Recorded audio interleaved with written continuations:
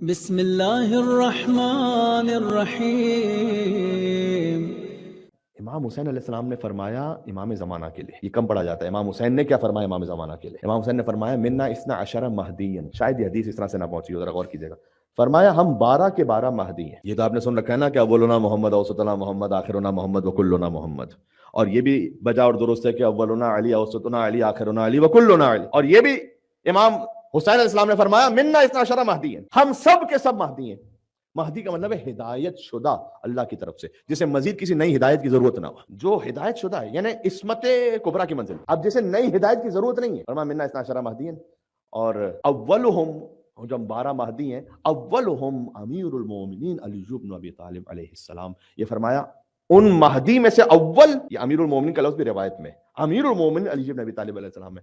میں جوانوں سے گزارش کروں گا جہاں تک ممکن ہو، شاید آپ کے لیے ہر بار ممکن نہ ہو، خطابت میں بھی ہر بار ممکن نہیں ہوتا، لیکن جہاں تک ممکن ہو، جب پاسبل ہو، جب مولا علی کا نام ہے نا، امیر المومنین ساتھ میں ضرور کہا، امیر المومنین علی۔ امام صادق نے فرمایا تھا کہ امیر المومنین فقط میرے جد علی ہیں، جو علی کے علاوہ اپنے آپ کو امیر المومنین کہلوائے وہ شک نہیں ہے کہ کافر ہے۔ کسی کا کفر دیکھنا ہونا تو بڑا سمپل ہے، کہیں دور جانے کی ضرورت نہیں، یہ دیکھ لو کہ اپنے آپ کو امیر المومنین کہلوانے کا شوق تو نہیں ہے اسے۔ پھر فرمایا وآخرہم التاسع من ولدی، ان 12 مہدی میں سے اول امیر المومنین علی بن ابی طالب ہیں، اور آخری التاسع من ولدی، میری اولاد میں سے نوا ہے۔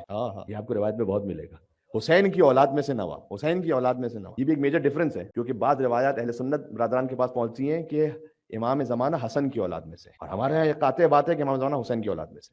اچھا، حسن کی اولاد میں سے ہیں، وہ کہتے ہیں کہ جو حسن کی اولاد میں سے، اس روایت کو بھی چونکہ بعض جگہوں پر اس کی سند صحیح ہے، ہم قبول کرتے ہیں۔ امام زمانہ کن کے فرزند ہیں؟ حسن عسکری کے ہیں یا نہیں ہے؟ تو حسن کی اولاد میں سے ہوئے یا نہیں ہوئے؟ تو وہاں حسن مجتبی یا حسن عسکری متعین نہیں ہے کہ حسن کی اولاد میں سے حسن عسکری ہیں، حسین کی اولاد میں سے نوے امام زمانہ علیہ السلام۔ پھر یہ میں 2 حدیثوں کو ملا کے پڑھوں جو امام حسین نے فرمایا حضرت حجت کے لیے۔ فرمایا کہ میرے اس فرزند میں 9 ویسے تو تمام انبیاء کے وارث ہیں، یہاں فرمایا کہ فی ہے سنن من الانبیاء، انبیاء کی سنتیں اس فرزند تک، سبحان اللہ۔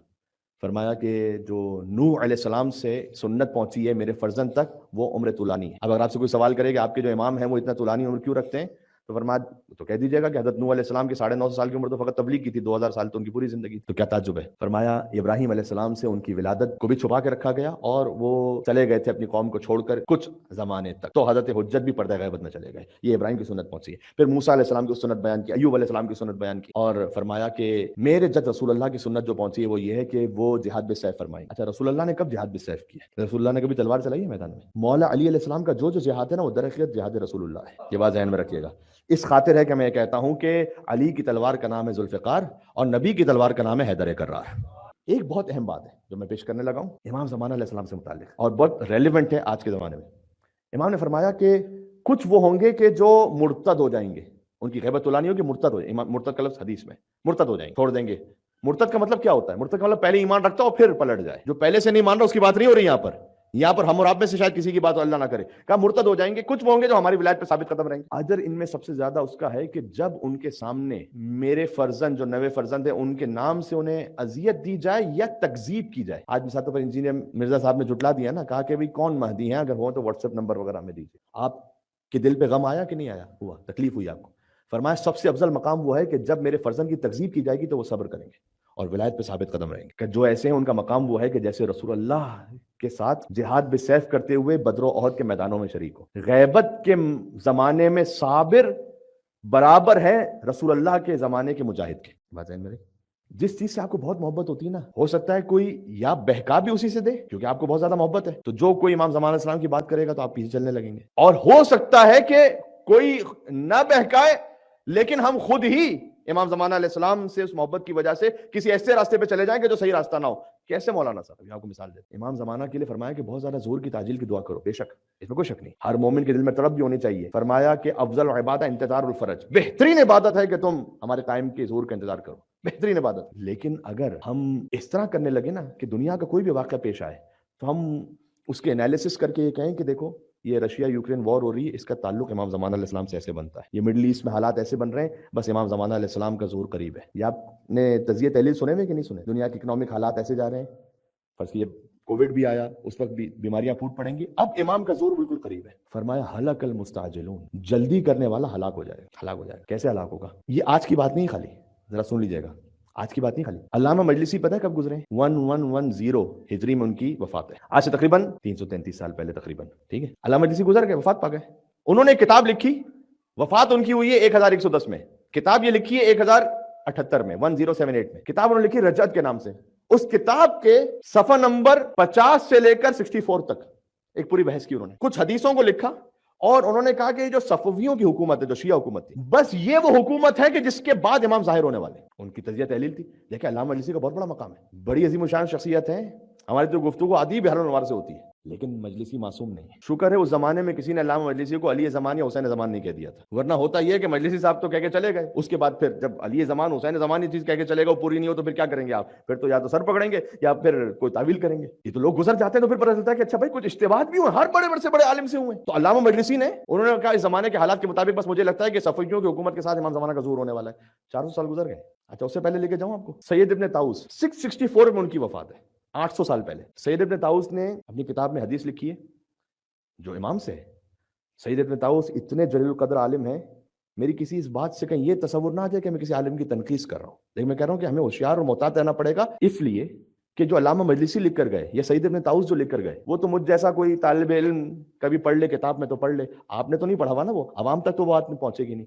اگر میں یہاں پر خطابت کرتے ہوئے دنیا کے ہر واقعے کو امام زمانہ کے ظہور سے جوڑنا شروع کر دوں نا تو جاری میری مجلس یوٹیوب, اور یہ بچہ سن رہا ہے. الحمدللہ میں نے تو کبھی یہ کام کیا نہیں, آمدن نہیں کیا, سہون کبھی ہو گیا تو بات الگ ہے کہ دنیا کے حالات ہیں, اس کا مطلب یہ ہے کہ بس امام زمان علیہ السلام کا کذب الوقاتون. حدیث میں فضیل ابن یسار نے صادق علیہ محمد سے پوچھا کہ آپ کے قائم کا ظہور کب ہونے والا ہے, کہ یہ ظہور کا وقت کسی کو نہیں معلوم. کذب الوقاتون, کذب الوقاتون, کذب الوقاتون. جو وقت کو مینشن کرے یا متعین کرے اس کو جھٹلاؤ, اس کو جھٹلاؤ, اس کو جھٹلاؤ. اب اگر مجھ جیسا بولنے والا اور کوئی 10 اور بولنے والے یہ بولتے رہے تو یوٹیوب پہ تو سیو ہو جائے گا, ایک جنریشن گزر جائے گی. ہماری تو دعا ہے کہ امام علیہ السلام کا ظہور اسی سال, اسی مہینے, اسی ہفتے, اسی دن, اسی لمحے ہو جائے. ظہور امام علیہ السلام کی تعجیل کے لیے مل کے صلوات بھیجیں محمد و آل محمد پر, اللہم صلی علی محمد و آل محمد. لیکن اگر اللہ کی مصلحت میں یہ ہے کہ مثلا 500 سال بعد ہے, اللہ کی مصلحت اللہ جانتا ہے نا, مثلا 1000 سال بعد ہے, اللہ کی مصلحت میں ہم نہیں جانتے, تو ہوگا کیا پتہ ہے, ایک جنریشن اور آئے گی, وہ ہم جیسے خطبہ کی وہ بھی اگر ایسی باتیں کر کے چلی گئی اپنے زمانے کے حالات کو دیکھ کر, تو یہ سارے یوٹیوب کے کلپس جوڑ کر پھر جو ہے نا, جو ہماری جنریشن جو بعد میں آئے گی نا, اسے لوگ دکھا کے کہیں گے کہ یہ جو تمہارے مولوی بار بار کہہ کے جا رہے ہیں کہ اس واقعے کے بعد امام بس آنے والے ہیں, اس کے بعد بس امام آنے والے ہیں, اس کے بعد بس امام آنے والے ہیں, ذرا خود اپنے آپ پہ چیک بھی کر لو کہ امام واقعی بھی ہیں تمہارے کہ نہیں. اگر ہوتے تو آ چکے ہوتے. حدیث میں ہے کہ کتنے ہمارے چاہنے والے یہ کہنے لگیں گے کہ اگر کوئی فرزند زہرا ہوتے تو ظہور کر چکے ہوتے, اس لیے کہ آپ نے فالس ہوپ دلائی ہے, آپ نے فالس ہوپ دلائی ہے. کیوں فالس ہوپ دلائی تھی؟ ہاں خطرناک ہے. شیرایا والا واقعہ سنا ہے, شیرایا, پھر جب اصل میں آ گیا تو یقین آ رہا تھا کسی کو نہیں آ رہا تھا. یہ خطرناک ترین بات ہے امام اسلام کے عقیدے کے معاملے میں, جس میں آہستہ آہستہ پوری قوم گرفتار ہو رہی ہے. کیونکہ میں نے کہا نا, جس موضوع سے آپ کو محبت ہے زیادہ اسی سے ہی آپ کو ڈیویٹ کیا جا سکے. ہر ایک کو سننے کا شوق ہوتا ہے کہ اچھا اس وقت کے لیٹسٹ حالات کے مطابق پھر بتائیے کہ بس امام زمانہ علیہ السلام سے کیا تعلق. اچھا ائمہ علیہ السلام نے کچھ پریڈکشنز کی. پریڈکشن کیا مطلب کہ امام کا تو علم غیب تھا, امام جانتے تھے کیا ہونے والا ہے. پریڈکشن تھوڑی تھی, امام کا تو علم ہے. مثلا قسطنطنیہ جو فتح ہوا اسپین وغیرہ, اس کے لیے بھی امام علیہ السلام کی احادیث میں آپ کو کلام ملے گا. لہذا بعض اہل سنت نے اس وقت یہ کہا تھا جب قسطنطنیہ فتح ہوا یورپ میں, تو کہا بس اب مہدی کا ظہور ہونے والا ہے. یہ سمجھے بغیر کہ امام نے کچھ چیزوں کے لیے بتلایا ہے کہ یہ ہوگا, لیکن اس میں یہ نہیں کہا کہ اس کا تعلق میرے قائم کا ظہور کے ساتھ ہے. دو الگ الگ چیزیں. 5 خالی حتمی علامتیں بتائیں, 5 کا یہ کنفرم ہے, یہ ہوں گی تو پھر ہمارے قائم کا ظہور ہوگا, بس یہ کنفرم ہے, باقی کنفرم نہیں.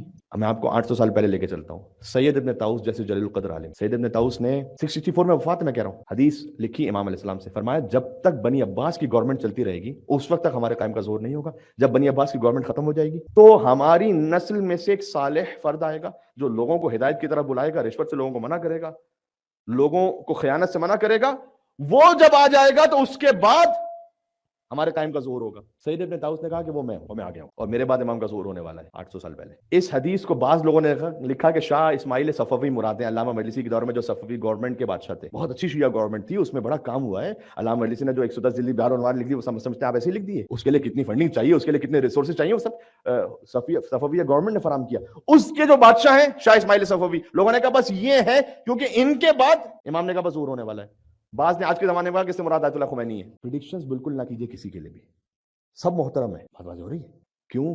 میرے مولا نے فرمایا کہ جس امر کی اللہ کو جلدی نہیں ہے تو تمہیں کیوں جلدی ہے. ہائے ہائے, آپ کے دل میں تڑپ بہت ہونی چاہیے کہ امام علیہ السلام کا ظہور جلد سے جلد, دعا مانگو لیکن دنیا کے حالات کو ہر کس و ناقص کو دیکھ کر یہ انالیسس نہیں کرنا شروع کر دو کہ بس یہ تو ہو گیا، بس ہلاک ہو گیا، کیا کریں؟ میں آپ کو اور بہت ساری پریڈکشن سنا سکتا ہوں. محمد حسین اخباری، انہوں نے تو چونکہ وہ بڑے علم جعفر کے ماہر تھے، انہوں نے اس میں محمد صلی اللہ علیہ وسلم جو امام زمانہ اسلام کا بھی نام ہے اور امام کی کنیت سے ابجد نکال کر انہوں نے کیلکولیشن نکالی. اس کے بعد انہوں نے کہا کہ فرزند زہرا کا ظہور یا 1333 یا 1334 یا 1335 یا 1336 یا 1337 اس میں ہونے والا ہے. کذب الوقات، کسی کے وقت پہ کوئی اعتبار نہ کرے.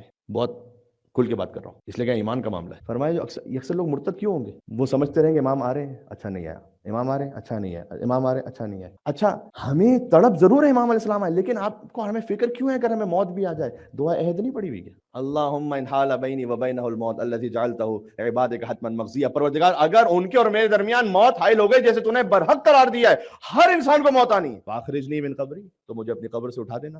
آئے ہائے ہائے، شاہرن سیفی، میرے ساتھ جو ہے نا تلوار حمائل ہو اور میں کفن پہنا ہوا ہوں اور پہنچوں اپنے امام کی خدمت میں. یعنی موت امام اور آپ کے درمیان حائل نہیں ہو سکتی اگر آپ امام کی سچی طرف کے ساتھ دنیا سے. تو پھر پریشانی کیا ہے؟ پھر کیا پریشانی؟ امر الہی پر تسلیم رہے. صحیح ہے، اس پہ گنجائش ہے کہ بات بہت ہو سکے، لیکن یہ ایک بہت امپورٹنٹ ٹاپک ہے. عزیزان گرامی، امام علیہ السلام آج زیارت ناہیہ میں یہ فرماتے ہیں کہ اے میرے جد حسین، زمانے نے مجھے مؤخر کر دیا، ورنہ میں اپنی جان، اپنی اولاد، اپنے مال اور اپنی روح اور اپنے نفس کے ساتھ آپ کی خدمت میں جہاد کرتا. اب میں کیا کروں گا؟ اب آپ نے وہ کرنا ہے، میں نے وہ کرنا ہے. فرمایا لیکن اب چونکہ زمانے نے مجھے مؤخر کر دیا ہے تو ولا اندبنک صباحا و مساء، کوئی صبح اور کوئی شام ایسی نہیں گزرے گی جو میں آپ پہ گریہ نہ کروں. ہم عاشور پہ روتے ہیں، اربعین پہ روتے ہیں، 2 محرم 2 مہینے 8 دن روتے ہیں، غم کے مہینوں میں روتے ہیں، مجلس میں روتے ہیں. امام علیہ السلام کی زیارت ناہیہ کے جملے کے مطابق کوئی صبح اور کوئی شام ایسی نہیں گزرتی کہ امام زمان علیہ السلام اپنے جد حسین بنا رہے. وَلَابْكِيَنَّ عَلَيْكَ بَدَلَ الدُّمُوعِ دَمًا، اور اگر پانی کے آنسو ختم ہو جائیں گے تو میں خون کے آنسو بہاؤں گا. بدل الدموع دما، خون کے آنسو بہاؤں، یعنی میری آنکھوں سے خون بہے گا اور اے میرے جد میں روؤں گا آپ پر. اللہ اکبر.